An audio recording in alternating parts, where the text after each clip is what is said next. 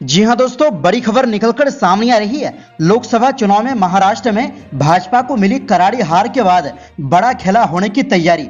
एकनाथ शिंदे और अजीत पवार के 40 विधायक कांग्रेस के संपर्क में, तो क्या गिर जाएगी भाजपा सरकार?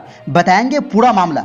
वहीं अगली खबर में आपको बताएंगे, युद्ध विराम की अपील के बाद हमास ने जारी किया अल्टीमेटम, इजरायली बंधकों को गोली मारने की दी धमकी। इसी के साथ आपको बताएंगे, हिजाब पहनकर क्लास में पढ़ाने पर कॉलेज ने भेजा नोटिस, टीचर ने तुरंत इस्तीफा थमा दिया। फिर आगे क्या हुआ?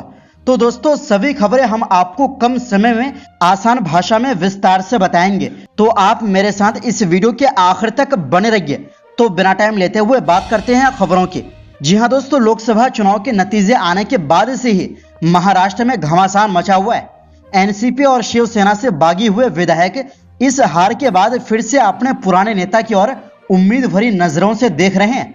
शिवसेना सांसद संजय राउत ने भी दावा किया है कि महाराष्ट्र की शिवसेना, एनसीपी और बीजेपी की महायुति सरकार पर संकट मंडरा रहा है। दरअसल राज्य के 48 लोकसभा सीटों में से 30 लोकसभा सीटों पर इंडिया गठबंधन की जीत हुई है, जबकि राज्य में एनडीए को सिर्फ 17 लोकसभा सीटें नसीब हुई है। कहा जा रहा है कि खराब नतीजों के बाद एकनाथ शिंदे गुट की शिवसेना और अजीत पवार वाले एनसीपी की तमाम विधायक टूट सकते हैं। इस बीच विधानसभा में कांग्रेस के नेता सदन विजय वडेट्टीवार ने दावा किया है कि एकनाथ शिंदे की शिवसेना और अजीत पवार की एनसीपी के 40 विधायक उनके संपर्क में हैं। उन्होंने कहा कि ये विधायक घर वापस ही करना चाहते हैं। वडेट्टीवार ने कहा कि लोकसभा चुनाव के नतीजे बता रहे हैं कि हवा किस ओर है, इसलिए विधायक भी हवा का रुख भांपते हुए पाला बदलना चाहते हैं। इस बीच अजीत पवार ने भी शरद पवार की तारीफ कर बड़े बदलाव के संकेत दे दिए हैं।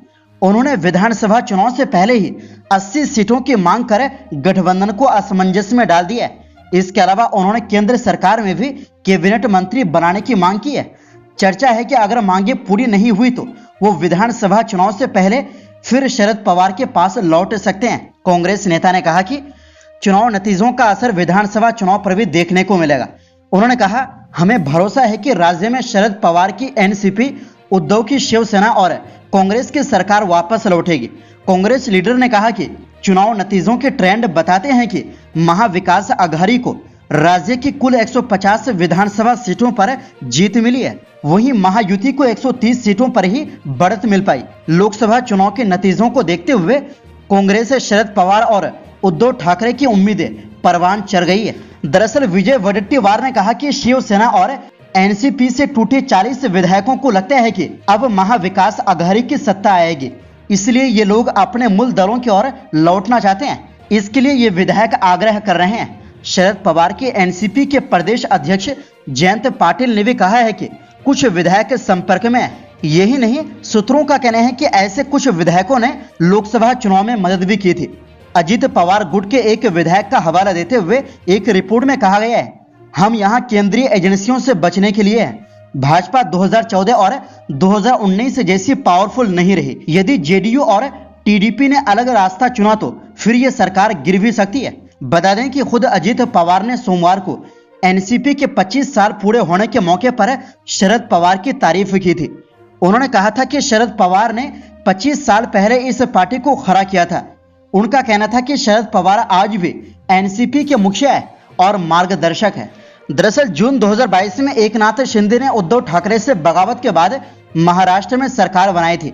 शिंदे के पास 39 विधायक थे और उन्हें बीजेपी के 105 विधायकों का समर्थन हासिल था। इसके अलावा कई निर्दलीय और छोटे दल भी शिंदे सरकार का समर्थन कर रहे हैं। महाराष्ट्र में कुल 288 विधानसभा की सीटें हैं। शिंदे सरकार बहुमत के लिए जरूरी 145 सदस्यों के ज्यादा विधायकों का समर्थन हासिल था। इसके बाद भी बीजेपी एनसीपी के अजीत पवार पर डोरे डालती रही। जुलाई 2023 में अजीत पवार 41 एनसीपी विधायकों के साथ महायुति में शामिल हुए।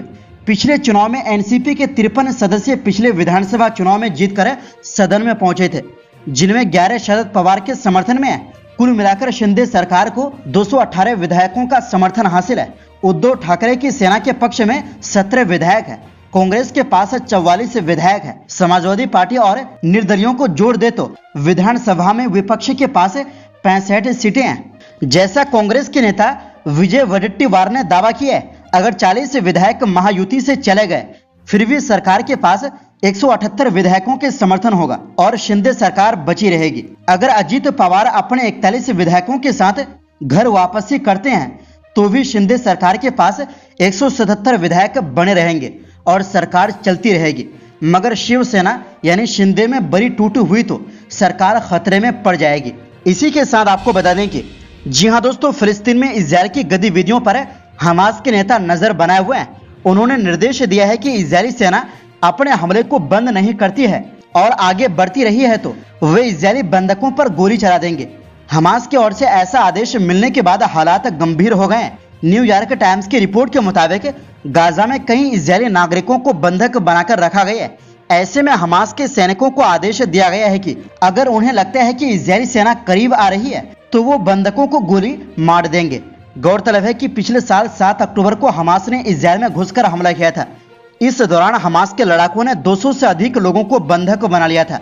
इसके बाद इजरायल की बेंजामिन नेतन्याहू सरकार ने गाजा पर हमला किया। साथ ही नेतन्याहू सरकार पिछले साल से ही बंधक बनाए गए इजरायली नागरिकों का पता लगाने में जुटी हुई है। मीडिया रिपोर्ट्स के मुताबिक अमेरिका और इजरायल की खुफिया विभाग के सैनिक ड्रोन और सैटेलाइट की मदद से बंधकों की गतिविधियों पर नजर बनाए रखने की कोशिश कर रही है। बता दें कि इजरायल ने अभी तक केवल 7 बंधकों को बचाने में कामयाबी हासिल की है। इधर संयुक्त राष्ट्र सुरक्षा परिषद ने सोमवार को युद्ध विराम करने को कहा है। अमेरिकी राष्ट्रपति जो बाइडेन ने भी युद्ध विराम और बंधकों की रिहाई का प्रस्ताव रखा है। अमेरिका द्वारा जारी किए गए प्रस्ताव पर इजरायल और हमास दोनों ने सहमति जताई है। वहीं हमास ने जवाब में कहा कि वो संयुक्त राष्ट्र सुरक्षा परिषद UNSC का स्वागत करता है। हमास और इजरायल के बीच कई बार युद्ध विराम की पहल हो चुकी है। कई बार तो ऐसा लगा है कि अब युद्ध विराम हो जाएगा, लेकिन अभी तक हमास और इजरायल के बीच युद्ध का भविष्य अनिश्चित काल के लिए आगे बढ़ने की संभावना है। इसी के साथ आपको बता दें कि जी हाँ दोस्तों, कलकत्ता विश्वविद्यालय के एक प्राइवेट कॉलेज में पढ़ाने वाले एक टीचर ने इस्तीफा दे दिया है, क्योंकि संस्थान ने कथित तौर पर उनसे कह दिया कि वो हिजाब पहनकर कॉलेज न आए। टीचर का कहना है कि कॉलेज के नोटिस की वजह से उनके मूल्यों और धार्मिक भावनाओं को ठेस पहुंची है। हिंदुस्तान टाइम्स की एक रिपोर्ट के अनुसार टीचर का नाम संजीदा कादर है। वो LGD लॉ कॉलेज में 3 साल से पढ़ाती थी। कथित तौर पर बीते 31 मई को उन्हें कॉलेज के अधिकारियों ने हिजाब के बिना आने को कहा। इसके बाद कादर ने इस्तीफा दे दिया और 5 जून से क्लास लेना बंद कर दिया। रिपोर्ट के मुताबिक इस साल मार्च अप्रैल से ही टीचर हिजाब पहनकर कॉलेज आ रहे थे। पिछले हफ्ते से यह मुद्दा बढ़ गया। जब यह मुद्दा पब्लिक डोमेन तक पहुंचा और इस बात पर हंगामा खड़ा होने लगा, तब कॉलेज प्रशासन ने स्पष्टीकरण जारी किया। दावा किया कि यह एक गलत फहमी थी। उनके मुताबिक उन्होंने कभी भी उन्हें सिर को ढकने से नहीं रोका। संस्थान ने उन्हें एक ईमेल भी भेजा कि वो 11 जून से वापस क्लास लेना शुरू करें। ईमेल में लिखा है कि सभी स्टाफ मेंबर्स के लिए तय ड्रेस कोड के हिसाब से वो क्लास लेते समय अपने सिर को ढकने के लिए दुपट्टे या स्कार्फ का इस्तेमाल कर सकती है। कॉलेज गवर्निंग बॉडी के अध्यक्ष गोपाल दास ने न्यूज एजेंसी PTI को बताया, कोई निर्देश या निषेध नहीं था। कॉलेज प्रशासन हर स्टेक होल्डर की धार्मिक भावनाओं का सम्मान करता है। वो 11 जून से वापस क्लास लेंगे। हमने उनके साथ लंबी बातचीत की है। जो हुआ वो गलत फहमी का नतीजा था। इस पर संजीदा कादर ने कहा, मुझे सोमवार को कॉलेज ऑफिस से एक ईमेल मिला।